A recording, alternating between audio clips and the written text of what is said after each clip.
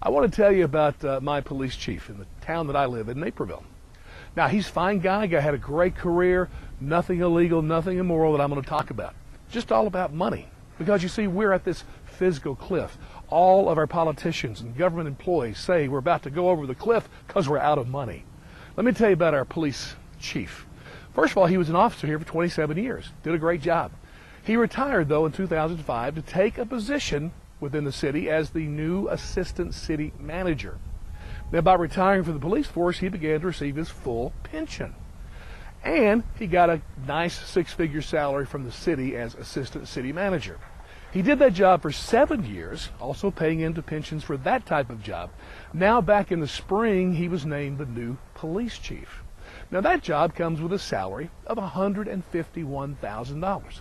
Now, for some strange reason, some people have questioned if it's right that he should draw $150,000 a year as police chief, and at the same time his pension, which reaches almost $100,000 a year, if he should be able to do that at the same time. And there's even more issues. Now, legally he can, by the way, and he's going to. But there's still more issues. He paid into the pension for the assistant city manager job, which of course is different than being a police officer. So now he's owed a second pension for that. But he doesn't really want to take it right now. He just wants to be able to keep paying into it and take it whenever he wants to add to all these piles of pensions that he's got going on. And then of course there's that big issue of being police chief, which is a different job than being a police officer for all those years that he served in that capacity. So he's paying into a pension for that. So is that a third pension, or is it just going to increase his six-figure pension from being a police officer up to, whatever amount of money that he can take whenever he retires from that or takes another government job? I don't know. Well, let me answer some questions for you. By the way, did I mention there's nothing illegal about what he's doing and what the city is doing for him? No, there's nothing wrong with that. It's the way the system works. It's cool. Too bad I don't have that gig. Well, here's the questions I want to answer that I just can't believe that you would not be in agreement with me on these questions. Number one, should government employees be allowed to take more than one pension? No. How about this question? Should government employees, if they choose to take another position within a different government agency, should they be able to work full-time, full salary, and at the same time draw a full government pension? No. How about this question?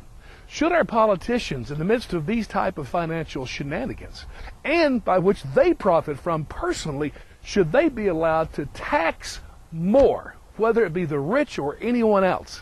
Should they be allowed to confiscate more money from private citizens without getting their house in order?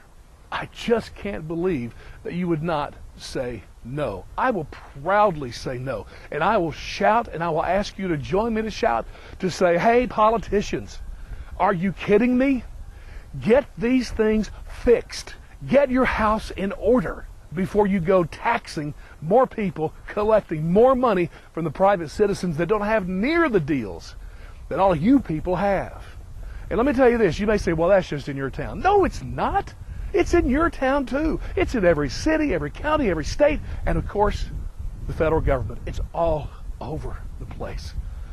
Please, please join me in saying to the politicians, enough already. Get your house in order, and then, if we still need to raise taxes, we'll listen.